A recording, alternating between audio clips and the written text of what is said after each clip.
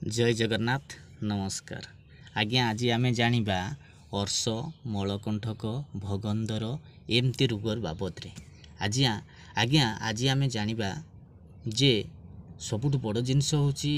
तेल मसला जिनस खाइबा जुगु ही सब रोग होची याकू आमे ए रोगरु मुक्त हेबा पई हेले हमकु सामुका पानी भितर जो सामुका रुए सामुका को आनिबे सामुका को पुड़ी देबे तार 500 एती खंडे दरकार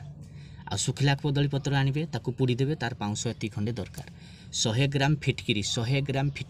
ताकू आनिकी छेचिकी भलकरी पाक करी गुंड कर देबे आउ आपणकर किछि तेल आनिबे जोटा कि लिंब तेल किछि आनिबे ताकू मलम बनै देबे पाउडर कर देकिरी ते पाउडर तक मलम बनै देबे जेतिकी तेल रे हबो सेतिकी मलम करिवे घारे प्रत्येक दिन सुइबा पूर्वरु लगेबे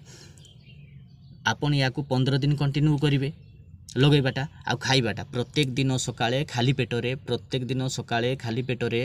अदा गुटे टिप 4 कुला रसुण प्रत्येक दिन गरम पानी रे पीबे